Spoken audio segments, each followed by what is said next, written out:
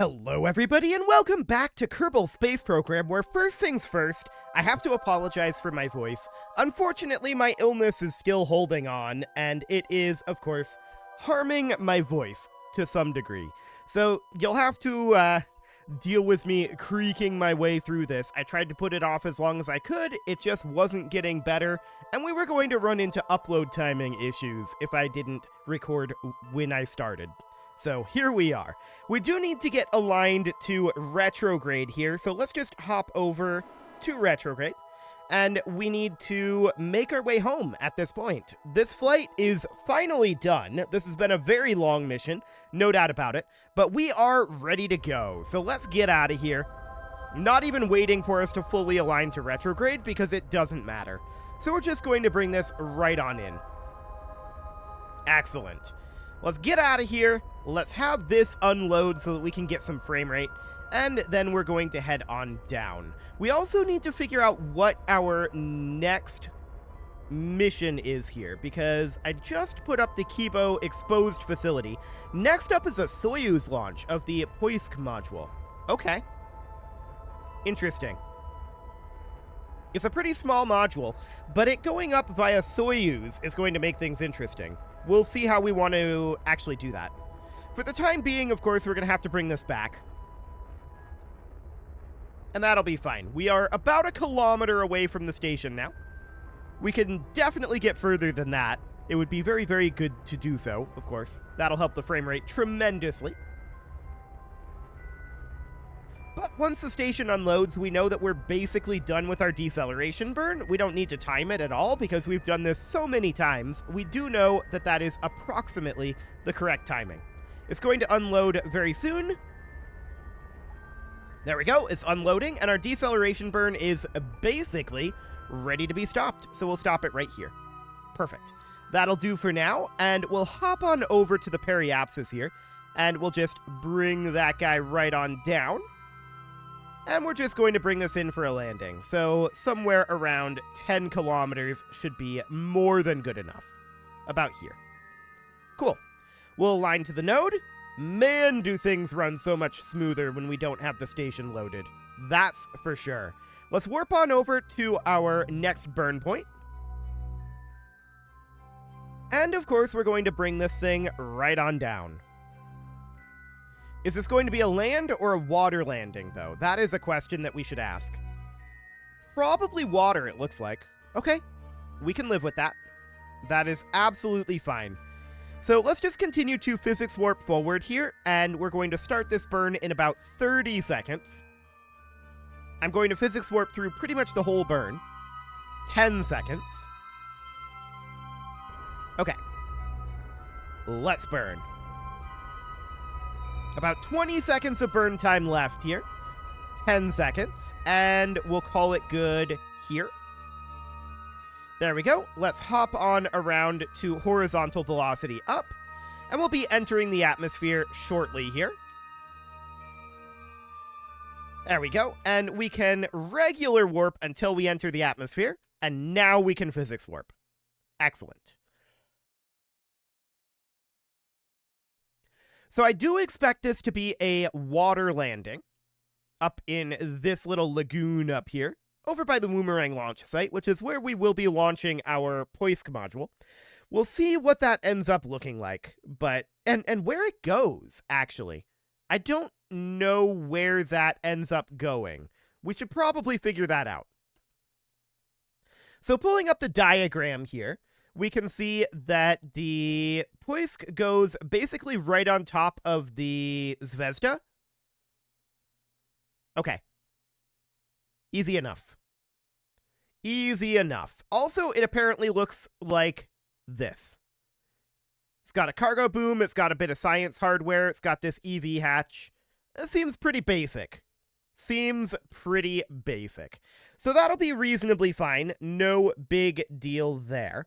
It's a very small component, and we should be able to get that done pretty easily, in theory. At least compared to some of these others. We are, of course, slowing down here, although I believe it still looks like we are increasing our speed. Nope, we are now starting to decrease speed. Perfect. At least in terms of surface velocity. So that's all looking good. We might... No, I don't think we're going to make it to land. I don't think we are. We're going to be slowing down quite extensively at this point. But maybe we do glide all the way over to land. That would be interesting, no doubt about it. We do see the land out in the distance there. It's starting to look more likely, but we're slowing down precipitously here. Yeah. It is going to be land, I think. We don't want to land in these mountains if we can help it. Okay. So we're slowing down, almost down to maneuver speed. And that, of course, means that we want to dive a little bit down here. Let's put this on kill rot. Thank you very much. I want to dive down and turn our wings over here. All I want to do is cut up this direction so that we don't end up landing in these mountains. That is the primary goal here. So for now, this is looking reasonably fine. Just positioning us a little bit more here. Gear action group, brakes action group. Okay. We're moving pretty slowly right now. Let's see what a turn will end up looking like. Oof. Oof. Okay. Well, that was definitely non-ideal. Okay, we're going to need to get this thing turned right on around here. We're going in backwards at this time. Let's get this thing turned. So I want to bring this around to horizontal velocity up at this time. We'll see if we're able to do so. We're also going to need to get our chutes out here in order to pull us. Okay, so this is the direction of our travel at this time, is around over here. Okay. What we really need at this point is to lose a bunch of speed, or rather a bunch of altitude, more than anything. So we're just going to head on down here. I don't really want to land in this water. We may not have too much of a choice. We'll see. Let's bring this up and try to bring it over here. With these chutes, things are going to be a little bit spicy, right? We may want to cut the chutes. And I'm going to do that. Because otherwise we're going to lose a lot of speed here. In fact, too much speed. So we're just bringing this around and over. For the time being, we're still trying to dive down here and lose a little bit of altitude. But we're going to have to come up and out of this dive. There we go. And I'm just trying to clear this area as of right now. We're not going to have access to our chutes, obviously, because we were forced to use them to pull this around. But otherwise, this seems relatively okay. I'm diving down a little bit more than usual here. Okay. We're coming in fast here. Trying to hold attitude here and keep us from tipping, which isn't going to happen. Okay, we're rolling. That was a spicy one, but honestly, this is not where I would have chosen to land. And all of our engines remained attached. That's actually what's important here, because we're going to be able to recover this without any real problem. So we can recover that. All of our engines remain attached, which means that we're going to get nearly the full amount of recovery there. It was a dicey landing, no doubt about it. I feel like it's a hard choice with whether to cut those chutes or not. Because basically you end up deciding, do you want to have too much vertical speed or too much horizontal speed? That's your choice. In that case, we came in with too much horizontal speed. If we had kept the chutes, we would have come in with too much vertical speed, and that may have been actually significantly worse. As it is, it'll be fine though. So we'll need to get our payment for that. So we'll just hop on in here and grab our payment. Perfect. And now we can hop into the VAB and start working on our Poisk module. So what does this end up actually looking like?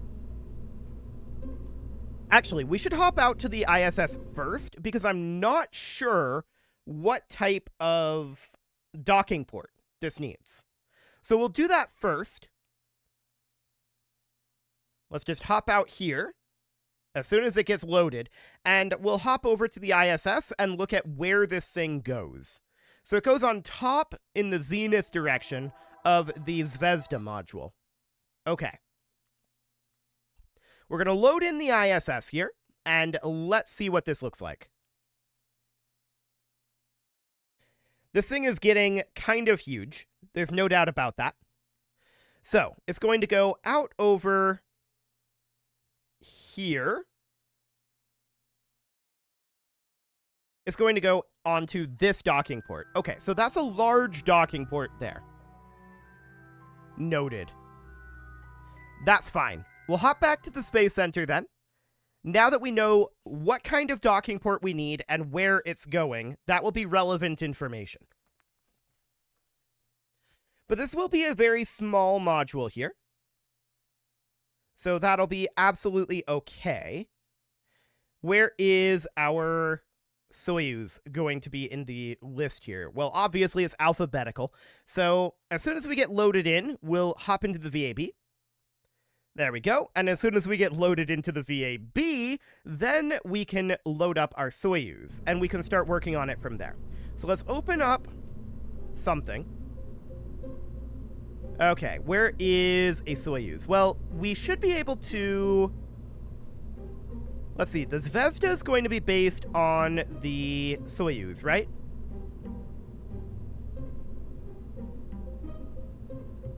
Pretty sure that's the Soyuz.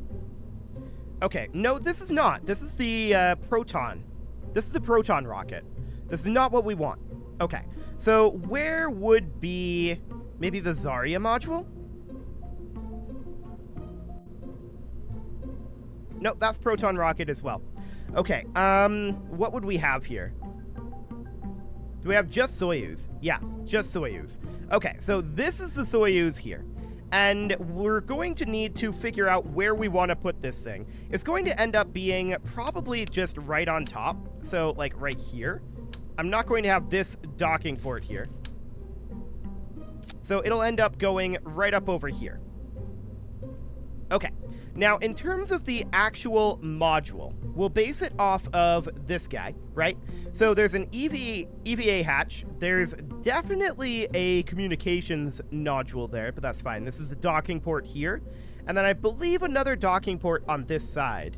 And then that's the science hardware. So that's not a lot of stuff there. They've got this cargo boom as well. Okay, so that's all reasonably fine. What side actually gets docked on, though? Okay, this is a photograph of it attached to the actual station, right here.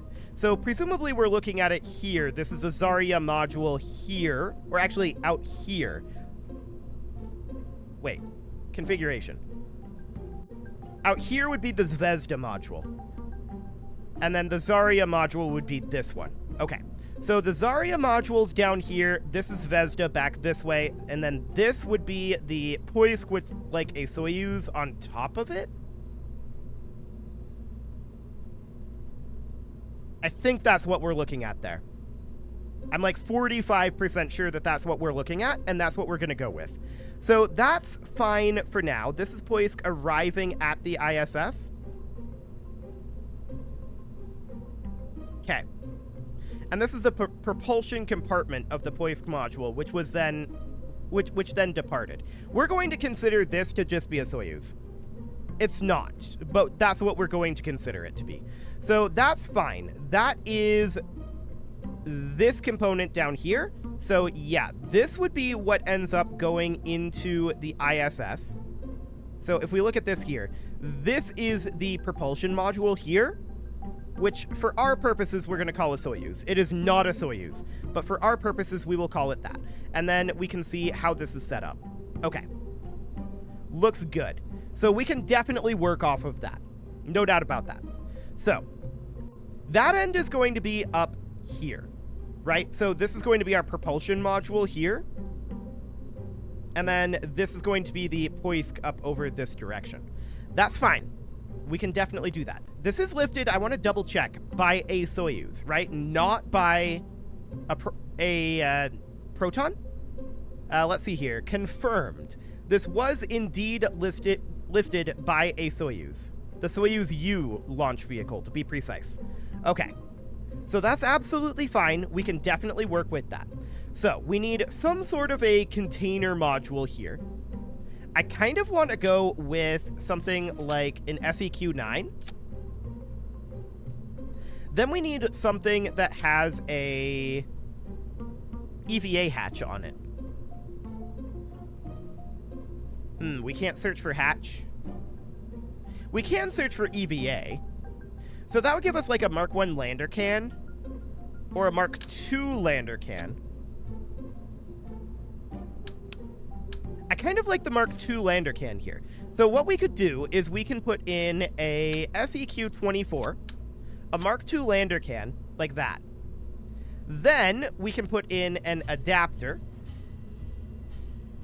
And that adapter is actually kind of big and bulky, a little bit. So that would end up being something kind of like that. But I'd like to go with one of these guys, then one of these guys. Like this.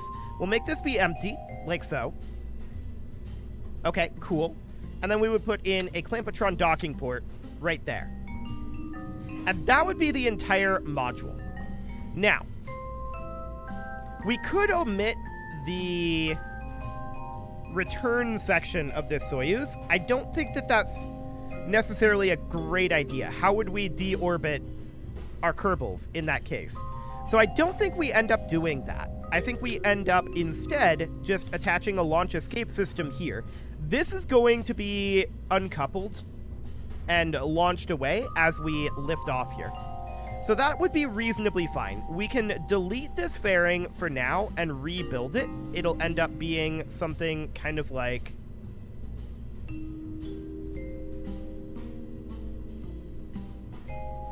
this or so. It doesn't want to close up over this way with what we've got going on here. And that's kind of not super surprising.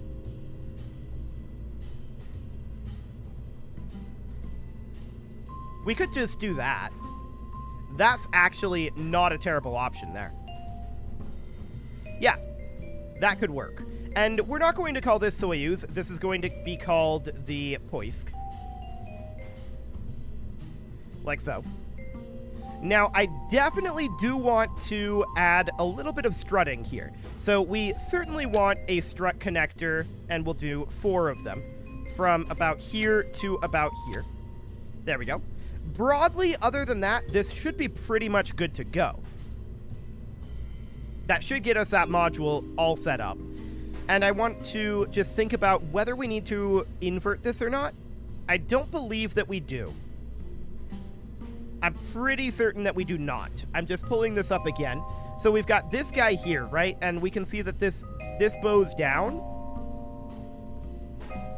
which would be pretty much correct. I mean, we're not really, like, making this circular, right? But it would be pretty much like this. And then this would just get attached on. Okay. So that all looks reasonably fine. Double checking thrust to weight here should be okay. And I think that we go ahead and launch this from the Woomerang launch site. I have no idea how MechJeb is going to do launching our Soyuz. I don't think have we tried that? I think we tried it once, and it did okay. Well, we'll definitely do it again.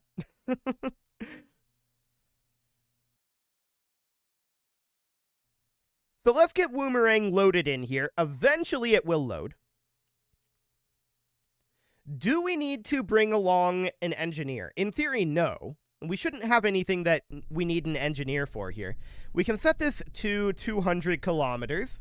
Don't skip circularization. Corrective steering is fine. Okay. We would set this as our target, the ISS. And we've got Jeb, Bill, Bob, which should be absolutely fine for this. No problem whatsoever here.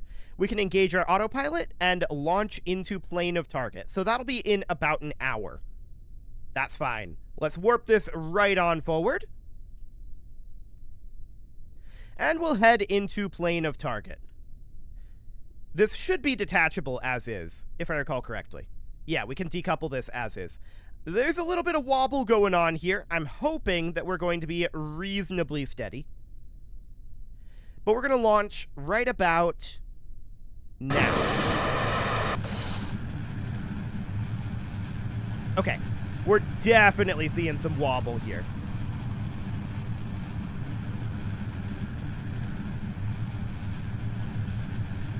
There is a lot of wobble going on up this way. Well, hopefully that won't be too big of a deal. We don't need too many of these launches, right? So that should be reasonably fine for the moment.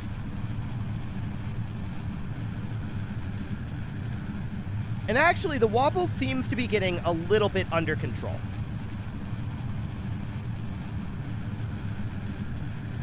Yeah. I think it is getting under control. So that's great. Nothing too major going on there. Our side boosters have about 30 seconds left of booster life in them. But yeah, overall, this flight appears to be going quite nominally, and that is excellent. Now, if I recall correctly, we do want to turn down the gimbal limit on this mainsail after we detach. But I don't remember what we want to turn it down to. So that could be exciting. We'll try to figure that one out. We are at an apoapsis height of about 40 kilometers at this point, so things are looking good on that front. 3, 2, 1, 0. Okay. This gimbal limit should absolutely be turned down. I'm going to try 33, because that's what we put our shuttle at, and we'll see how that ends up going. It's still a little too gimbaled, it feels like, anyway. I think it's a little too gimbaled. But it seems to be reasonably okay. Cool. That should do for right now. So we're just positioning ourselves over here-ish. I think we're doing a little corrective steering. Either that or we're under gimbaled. I'm not sure which. But we are high enough up. This will be absolutely fine. I'm not too concerned about that. It looks like that is corrective steering. I think MechJeb is deliberately doing that. Okay. So that looks reasonably good. We can ditch our heat shield at this point. What? Not our heat shield. What did I just do? I jettisoned this heat shield. This is going to be a problem. That is going to be an extensive problem. We no longer have any control over any of this. How did we get the heat shield instead of getting the fairing here? That's, of course, my own fault. But apparently, we don't like the fairing. And now we can't get rid of the fairing.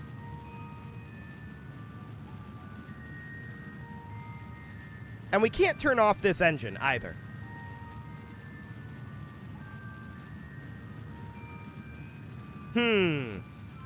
Problems are definitely ensuing here. We can't steer this engine. We can't turn it off. This is my own fault. I definitely selected the wrong thing, but this is not the way that fairings usually work. I think it's because this fairing is technically not closed, but I'm definitely not used to that. So, unfortunately, at this point, there's nothing we can do. This is a lost flight. We're going to have to revert this back, I think. There's not really any way to recover it, even though there should be ways to recover it from here. I mean, we're still technically inside, right? We should be able to, like, have some sort of an emergency abort be sent to this, but there's no way to control this at this point. There's no nearby controllable objects, So this is just donezo. We actually have to revert this back to launch. There's no real way to do it from here. So that's wild.